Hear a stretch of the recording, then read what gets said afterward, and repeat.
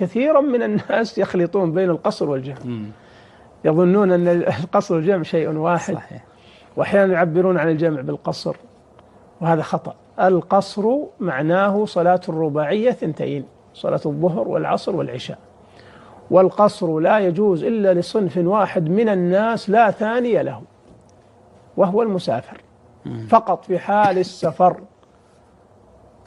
يجوز أن تقصر، بل هو من السنة، بل جمهور أهل العلم يرى أن القصر للمسافر عزيمة وليس رخصة، يرى أنه واجب، وأن الإنسان يأتم لو يعني أتم الصلاة الرباعية. ولو الصحيح أنه لو أتم يجوز وتصح صلاته، لكنه خالف السنة. فالنبي صلى الله عليه وسلم لم يثبت عنه في حديث واحد مع كثرة أسفاره أنه أتم الصلاة الرباعية في السفر، وإنما كان يصلي قصرا حتى توفاه الله عز وجل عليه الصلاة والسلام. أما الجمع فمعناه أن تضم الصلاتين في وقت إحداهما، تصلي الظهر والعصر معا والمغرب والعشاء معا. والجمع يجعل وقت الصلاتين واحدا. مثلا إذا كنت مسافرا تقصر وتجمع أيضا إن شئت. جميل.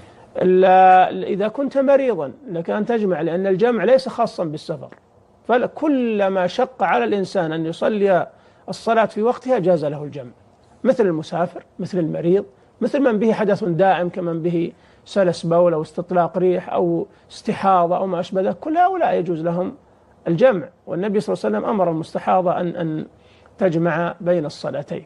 في المطر الشديد، في البرد الشديد، في الثلج الشديد، في البرد الذي يكون معه رياح شديدة ويتأذى بها الناس، كل هذه يجوز فيها الجمع.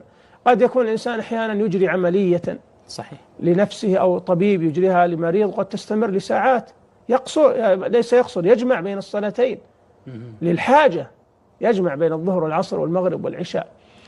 أحيانا يدخل في اختبار طويل، خاصة في غير الدول الإسلامية لا يبالون، كما نعرف أنظمتهم لا تراعي هذه الناحية، قد يستمر الاختبار لمدة 3 4 5 ساعات. نقول إذا كان فعلا لا تستطيع أن تصلي الظهر في وقتها أو العصر في وقتها، اجمعها، جمع تقديم وجمع تأخير، هذا أيضا من الأعذار.